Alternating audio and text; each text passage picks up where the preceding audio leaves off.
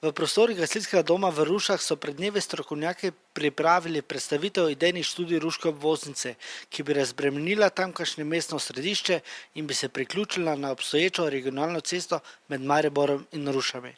Današnji namen je predvsem seznaniti občane, katere variante se načrtujejo in kje so tisti okvirni koridorji, ki bi lahko posegli v njihov življenjski prostor. Kje bi te varianta potekala in koliko je vredna? Torej, varianta bi potekala v bistvu po tako imenovanem južnem koridorju v povezavi v smer Ruše-Maribor in se potem navezala na zahodno obvoznico, na trenutno še nezgrajen odsek proletarskih brigad Limbuška cesta, ki jo bo direkcija začela graditi prihodnje leto. Zdaj, vse tri variante so pa ocenjene gradbene dele na okrog 22 do 23 milijonov evrov, kar pomeni, da bi v končni varianti ta obvoznica stala nekje okrog 30 milijonov evrov.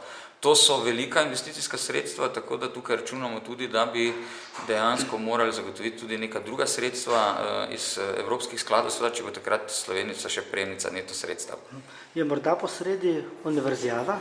Torej, lahko povem, da ni posredi univerzijada, dejstvo je, da seveda so bile neke projekcije delane, predvsem v Rušah, da bi ta cesta bila zgrajena do pričetka univerzijade, vendar že sedaj lahko ugotovimo, da ta cesta ne bo zgrajena do univerzijade in tudi ni neposredno vezana na univerzijado, čeprav bo seveda vplivala na nek turistični razvoj Ruš. Problem nastaja seveda zaradi prostorskega načrtovanja.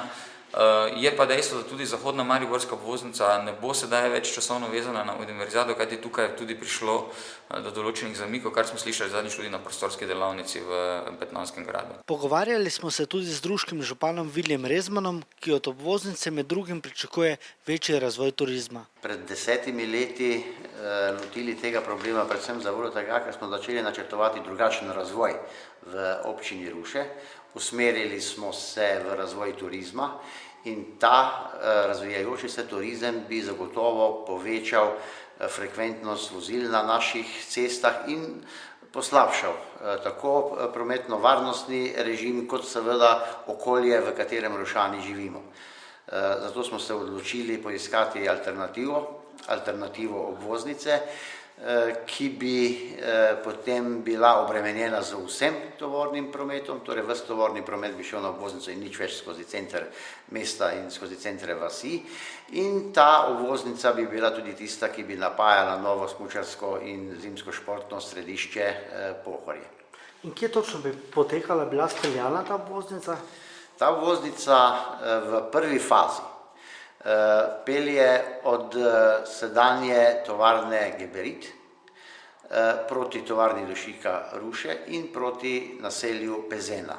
Tam bi se v prvi fazi navezala pod železnico na obstoječo regionalno cesto, v drugi fazi pa bi nadaljevala ob železnici in se priključila na regionalno cesto v Limbušu.